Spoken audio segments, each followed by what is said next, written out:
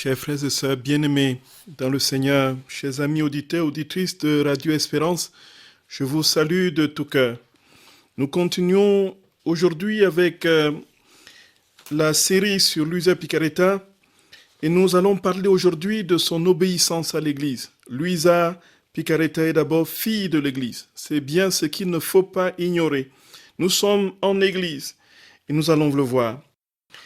Donc, tout au long de sa vie, Luisa Picaretta a voué une obéissance inconditionnelle au ministre de l'Église. Et ceci sans faille. Elle était sans cesse invitée par le Seigneur à se soumettre inconditionnellement aux prêtres sans les juger. Ce qui aujourd'hui paraît tout simplement surréaliste et incompréhensible pour nos esprits contemporains, marqués justement par toutes les histoires autour des prêtres. Donc, alors qu'elle considérait l'ordre d'obéissance comme une conséquence de la sainteté des prêtres, Jésus va lui dire que ce n'est pas parce qu'ils sont saints, voilà, nous y sommes, mais parce qu'ils sont la continuité de son sacerdoce dans le monde. Et pour cela, Luisa a été amenée à obéir à leur autorité sacerdotale. Et Jésus va même plus loin et lui dit, ne les contrarie jamais, bon ou mauvais qu'ils soient. Voilà, nous voyons bien, frères et sœurs bien-aimés, que dans le prêtre, ce n'est pas d'abord son péché, surtout quand il est dans son ministère, c'est le Christ qui, à travers ses pauvretés, ses faiblesses, agit. Et donc, à travers le prêtre, Luisa devait voir le Christ, en fait. Alors, toute sa vie, elle sera accompagnée par de très nombreux confesseurs, et ceci suite à la décision de son évêque, Monseigneur Giuseppe Bianchi d'Otula, qui va prendre en charge Luisa Picaretta de manière particulièrement proche, quoi. Donc, parmi ses confesseurs figure en bonne place Saint Annibale Maria di Francia, qui est le fondateur des rogationnistes du Sacré-Cœur et des Filles du Divin Zèle, chargé de prier pour les vocations. Nous rappelons que c'est le dernier saint qui a été canonisé par Jean-Paul II le 16 mai 2004.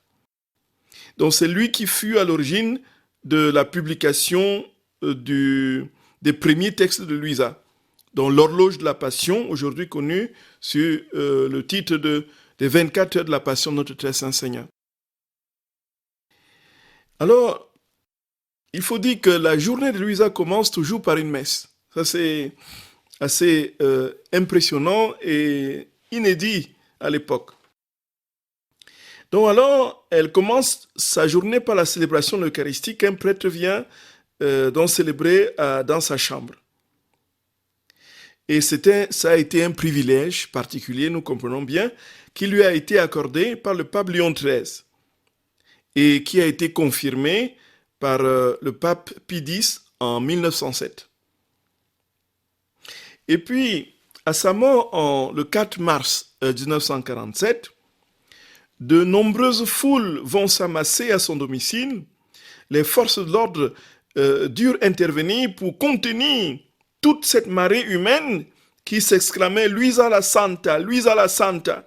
Donc, Luisa la Santa est décédée, est morte. Alors, ces obsèques sont célébrées par l'évêque de Corato, Monseigneur Francesco Petronelli, en présence de plusieurs dizaines de prêtres. Et nous voyons bien que Luisa est dans l'église, frères et sœurs bien-aimés. Donc, le 28 mars 1994, nous l'avons dit la dernière fois, la Congrégation pour la doctrine de la foi autorise la diffusion large des écrits de Luisa, qui sont depuis sous le contrôle de l'archevêque du diocèse de Trani-Barletta, et sa cause de béatification a été introduite donc en la fête du Christ roi en 1994. Et en mars 1997, à l'occasion de son 50e anniversaire de sa mort, le tribunal de la Congrégation pour la cause des saints déclare unanimement que Luisa avait vécu une vie d'héroïque vertu et que ses expériences mystiques étaient authentiques. Voyez. Donc sa cause de béatification est donc en cours et est confiée à Monseigneur Paolo Rizzi, qui remplace Monseigneur Felice Possa, donc, qui est le premier postulateur qui est décédé le 24 octobre 2017, après 62 ans de sacerdoce. Donc nous voyons là Luisa pleinement, parfaitement, entièrement intégrée dans l'Église. Et naturellement, nous avons tout ce qui est en notre possession pour dire une parole, une vérité doctrinale juste, surtout que ces écrits ont été passés au crible justement de l'expertise théologique de plusieurs théologiens du Vatican, au total 4 pour le diocèse d'origine et 2 pour le Vatican. Et naturellement, ils ont déclaré qu'il n'y avait aucune faute théologique dans les écrits de Luisa Piccarreta. Alors, c'était en 2010, les écrits de Luisa sont intégralement approuvés par les 2 théologiens mandatés par le Vatican.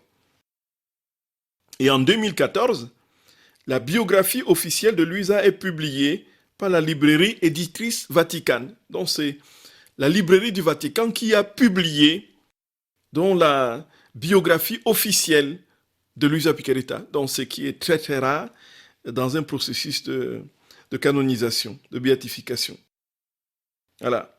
Donc nous sommes ici donc au cœur, frères et sœurs bien-aimés, de la grâce qui nous est donnée en Église, de comprendre ce que c'est que la vie dans la divine volonté, puisque tout est clair et approuvé par le Saint-Siège, et nous sommes donc en Église.